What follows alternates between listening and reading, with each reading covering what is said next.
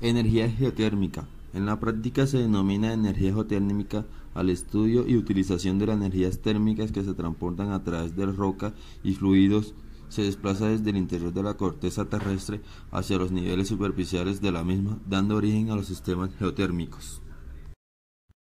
Esta se origina dividiendo la Tierra en 5 partes: la atmósfera, la corteza, el manto, el núcleo líquido y finalmente el núcleo sólido. Tanto la temperatura como la densidad se incrementa rápidamente con la profundidad. De este modo tenemos planeta muy caliente internamente, pero eficientemente aislado por una fina capa de plantas de vapor seco. El vapor saturado o ligeramente sobrecalentado que se obtiene en la superficie se envía directamente a las turbinas. El vapor húmedo se condensa a la salida para regresarse al yacimiento a través de pozos de inyección. Es una tecnología bien desarrollada y comercialmente disponible. Plantas de separación de vapor. Los pozos generalmente producen una mezcla de agua y vapor en la superficie. Esto se debe a que el fluido del yacimiento sufre un proceso de ebullición en el interior del pozo causado por la caída de presión a lo largo de la tubería. Cuando la mezcla llega a la superficie, el vapor y el líquido se separan por medio de instalaciones adecuadas. Plantas de ciclo binario. Las plantas de ciclo binario son apropiadas para la explotación de los sistemas geotérmicos de líquido dominante, que no están lo suficientemente calientes como para producir una importante ebullición del fluido geotérmico y para utilizar el calor obtenido en los fluidos de desecho de las plantas de separación de vapor.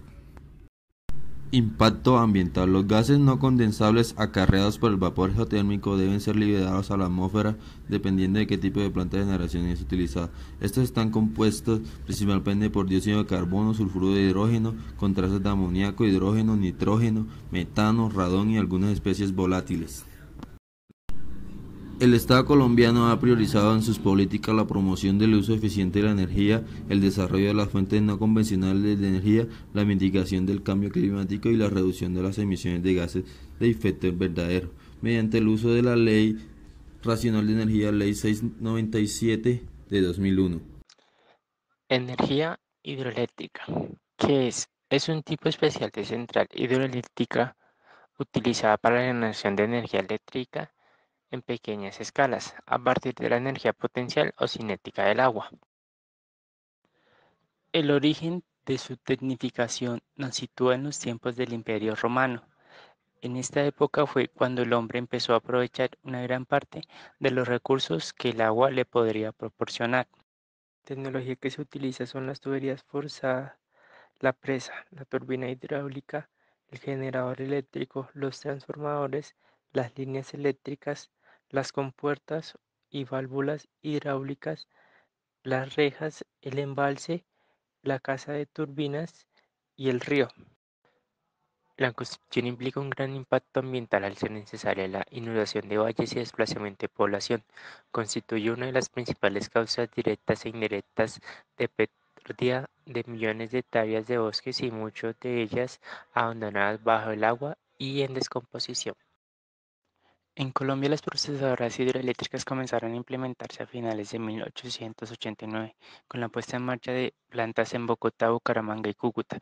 En 1898 se construyó una procesadora hidroeléctrica en Santa Marta, aunque se tenía referencia que antes se habían construido procesadoras hidroeléctricas en fincas particulares. En 1930 existían en Colombia plantas hidroeléctricas que funcionaban en filo de agua que suministraban una potencia de 45 megawatts. Entre los años 40 y 60 se instalaron grandes cantidades de procesadoras hidroeléctricas para electrificar las pequeñas y medianas poblaciones. Entre los años 60 al 80 no hubo construcción de procesadoras hidroeléctricas. Por lo contrario, por falta de mantenimiento o interconexión, muchas quedaron fuera de servicio.